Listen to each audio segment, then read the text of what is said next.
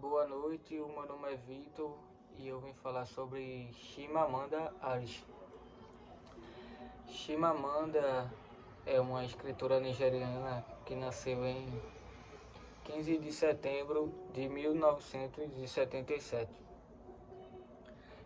Chimamanda já publicou várias obras, entre elas as mais conhecidas são Americaná, Hibisco Roxo e O Perigo de uma História Única, que é o livro que eu escolhi para analisar.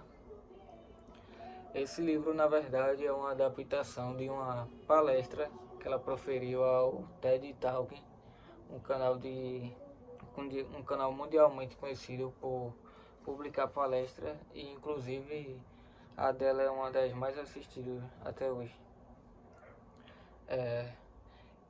Nesse livro, ela vai nos alertar a partir de experiências próprias, pessoais, de como somos vulneráveis a tomar como verdade estereótipos quando eles são constantemente repetidos. A primeira experiência que ela conta é de quando ela ainda era criança e ela já escrevia para a mãe. E ela vai falar que tudo que ela consumia era literatura europeia, ocidental. Então, o que ela escrevia refletia nisso. Os personagens que ela escrevia era sempre o homem branco, de olhos azuis, que tomava cerveja de gengibre, coisa que ela disse que nem sabia o que é, mesmo assim escrevia sempre sobre. Então, na concepção dela, ela não era possível escrever sobre personagens semelhantes a ela. Não era possível escrever sobre realidades próximas a dela. Então, era sempre aquela reprodução eurocêntrica que ela passava no livro que ela escrevia ainda criança. Outra experiência que ela conta é de quando ela foi visitar a família de um funcionário da casa dela. A mãe dela sempre falava para ela sobre como aquela família era pobre, repetia várias vezes. Então, quando ela chegou na casa da família desse rapaz, ela ficou chocada porque viu que eles produziam cestos artesanais e ela não, para ela a visão de pobre que ela tinha não era de um povo que produzia, era só aquela coisa do miserável. Então ela vai contar mais para frente um relato de quando ela já era adulta e tinha ido morar nos Estados Unidos para estudar telecomunicações, que na Nigéria ela tinha estudado 1 ano e meio medicina, porém ela percebeu que não era isso que ela queria seguir e se mudou para os Estados Unidos. Lá ela conheceu a colega de quarto dela, que pediu para ouvir as músicas delas e intitulou as músicas como músicas tribais. Me deixa ouvir suas músicas tribais. E essa colega se surpreendeu quando ela disse que ouvia Mariah Carey, música pop. Então, a concepção que aquela colega de quarto tinha dela era aquela concepção aquele estereótipo eurocêntrico daquele africano pobre, selvagem, que escuta música tribais, tambor, esse tipo de coisa.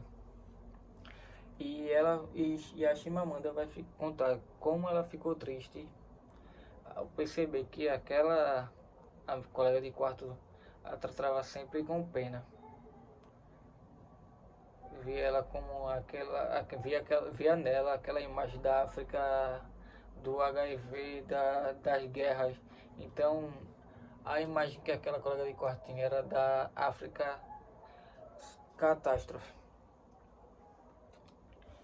É, outro, outro relato é de um professor que ela tinha, que sempre quando ele falava de alguma coisa relacionada à África, ele esperava que ela soubesse.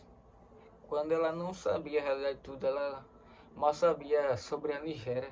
Então, aquele professor esperava dela que ela conhecesse tudo, quando na verdade a África tem uma pluralidade de cultura, uma pluralidade de etnias, de povos. E aquele professor esperava que ela soubesse tudo, quando não dá para saber. E ao relatar essas experiências, a Chimamanda ela não quer passar que estereótipos são mentiras. Na verdade, ela diz que esses estereótipos, o problema deles é que eles são incompletos. Então, eles até podem contar uma parte da verdade, mas não englobam o todo, a realidade macro.